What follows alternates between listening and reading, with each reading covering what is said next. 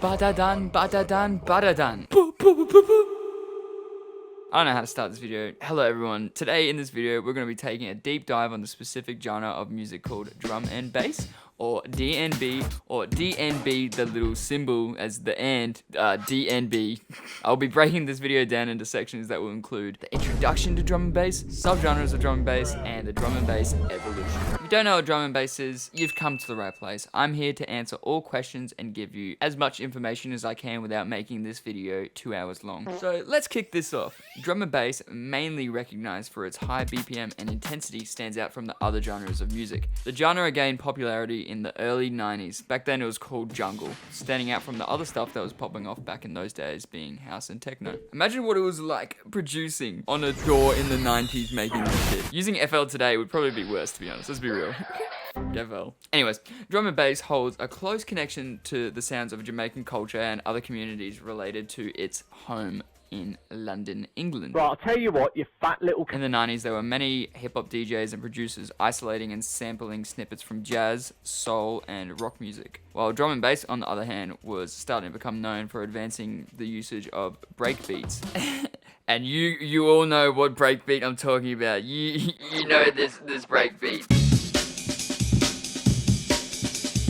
That break I just showed you right there is known as the Amen break. Something you have for sure heard in every single one of your favorite drum and bass songs today and a lot earlier. This Amen break was even used in different genres of songs. Doesn't need to be drum and bass, but it was the most popular sample that was sampled in the early 90s.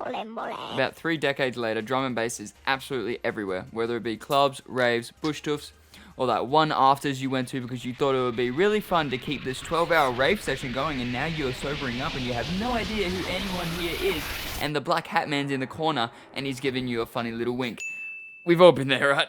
Now, moving on to sub-genre of drum and bass. Okay, listen, there's quite a lot, but to be honest, everyone who just hears a repetitive drum beat, aka very fast drummy drum sound, just then decides it's a drum and bass song. But if you want me to put on the nerd emoji face for a second, let me break down the 14 subgenres of drum and bass. Please don't fall asleep. Alrighty, so we got Liquid. Liquid focuses more on the atmosphere and melodic parts, kinda influenced by house, jazz, and soul, and most of the time uses pretty old jungle beats. Neuro, all it really does is focuses on the heavy filtered bass lines. Tech step, bit of a forgotten genre, but it's influenced by techno. Deep and minimal, this genre focuses on low bass lines. Jungle, most of the time jungle is a slower BPM like 80 or 160, and it occurs on break beats. Subgenre of jungle being breakcore, just jungle pushed to a more extreme level, aka like 200 BPM. Subgenre of jungle being atmospheric / intelligent, a more mature version and sophisticated side of jungle. Jump Up. Jump Up is a catchy, screechy bass lines and is more simple and fun going. A little bit more modern. Usually when people say drum bass, they kind of mean Jump Up. I love Jump Up. It's amazing.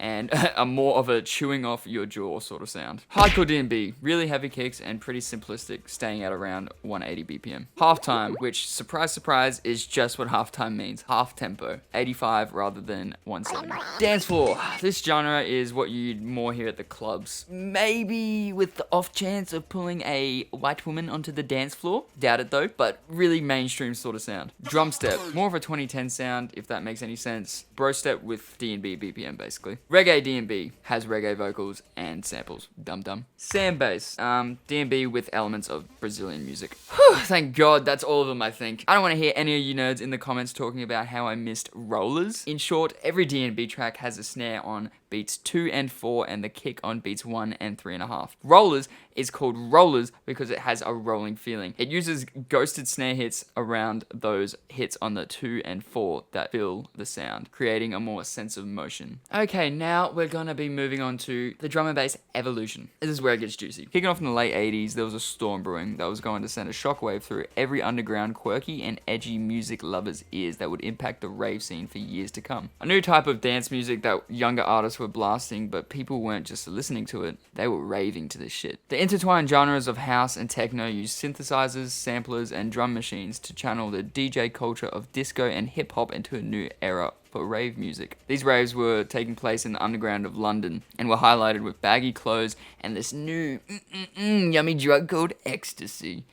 Punisher pills. As the colourful audience began to grow alongside ecstasy-fueled idealism, the scene was expanding from the outside of the clubs to the English countryside with huge towering speaker rigs and more pinger-eating happy little fellas. Throughout the mid-90s, police were becoming more and more strict with shutting down these countryside raves. The jungle scene was a lot more popular in urban London. By the time Notting Hill Carnival rolled around in August of 1994, jungle was being blasted in everyone's JBL speaker that they definitely had back in 1994. 1994 was a high mark point for the ragga jungle style. I don't know if it's reggae or ragga. I think it's ragga. It's ragga. Which then brought some reggae samples, dub effects, and vocals to the table. As jungle started to rapidly expand and change, it became more and more common for DJs to provide an MC for their sets, ad-libbing over popular dub plates to hype up the crowd. Outside of clubbing and raves, listeners were able to keep up with the scene by listening to illegal radio stations. Radio stations that were broadcasted from secret studios in public housing high-rises. So like Joe Rogan, but drum and bass. One well-known illegal station was Cool FM. They infiltrated airwaves across the capital, providing another important outlet for DJs and MCs to reach their audiences. The constant parties and illegal radio broadcasting was spreading the jungle genre to wild heights, but in doing so also attracted a lot of attention from authorities and mainstream media. But in doing so also attracted attention from record labels wanting to sign artists in this ever so exciting, ragingly new music genre. In the 2000s, the drum and bass genre has established a strong following that remained dedicated even when the genre wasn't in the limelight. During 2000 to 2010, legends like Andy C and Shy FX continued to exert their influence as headliner DJs and label owners. By the early 2000s, beat slicing software like Recycle had become way more powerful, and digital audio workstations, also known as DAWs, like Fruity Loops and Acid Pro were providing purely digital workstations that catered to electronic music producers. Like me! 2010 to present. By 2010, dubstep was booming, while commercial drum and bass had a bit of a crash, but thanks to the dedicated underground following of the scene, it pressed on. While the scene was more focused on bright and bold synth tones, other pockets took cues from the speaker rattling low end of the UK early dubstep scene. The result was a bridge between a downcast of drum and bass of late 2000s and a new style of drum and bass informed by the murky garage mutations of the South London scene. Dubstep influenced DnB was becoming more and more popular. Tracks such as Out There by Dub Physics is a very good example. This dedicated audience to drum and bass still pushes on to this day. Thanks to local event owners, festival organizers worldwide, DnB has stayed alive. Continuing to grow more and more day by day, funny little haha TikTok rave videos and TikTok rave videos that have been stolen from TikTok and then uploaded to Instagram and Facebook have kept the genre alive. As much as these videos are 20% of the time relatable rave content and 80% of the time just relatable drug content that is mixed with drum and bass raves and festivals,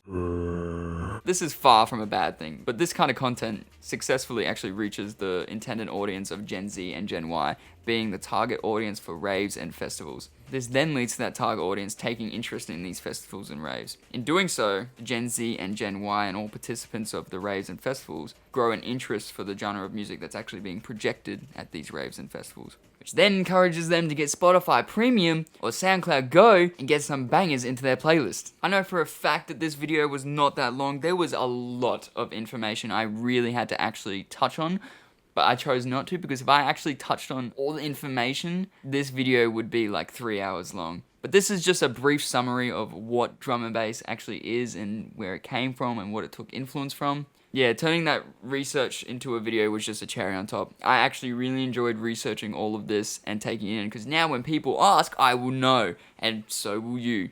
So you're welcome. If y'all want me to make another video like this just on a different music genre, definitely let me know in the comments. Or if you don't let me know, I don't actually care because I'll probably end up doing another video like this anyway. So I don't actually, you know what? I don't even need you guys to comment.